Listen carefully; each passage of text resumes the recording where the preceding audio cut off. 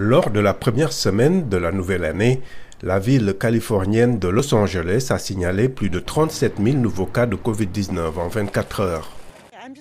Je viens juste de guérir du Covid, donc je viens de terminer ma quarantaine et c'est terrible, c'est horrible. Ça arrive si vite, nous n'avions aucune idée et puis toutes les 4 personnes dans ma maison étaient malades.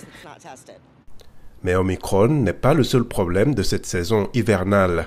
Les médecins voient maintenant des cas de personnes malades avec ce qu'ils appellent le flurona, des infections à la fois du coronavirus et de la grippe. Les experts en maladies infectieuses disent que ce n'est pas une nouvelle maladie.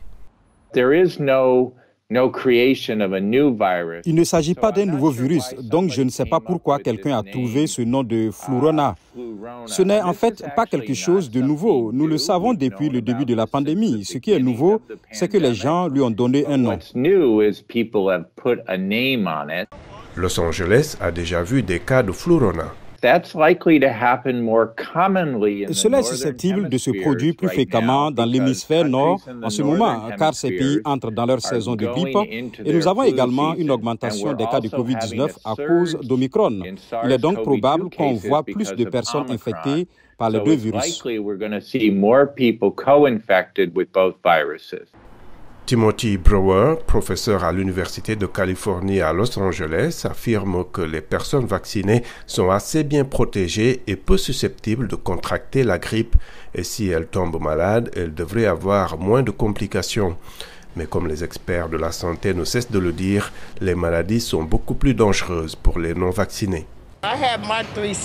J'ai eu mes 3 injections, alors j'espère que je suis en sécurité. Je pense que je vais rester à la maison et ne pas sortir, sauf si j'en ai besoin. Je suis casanière de toute façon.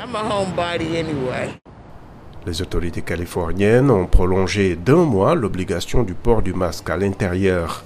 Des concerts et des festivals sont annulés dans la région de Los Angeles. Cependant, il y a une exception.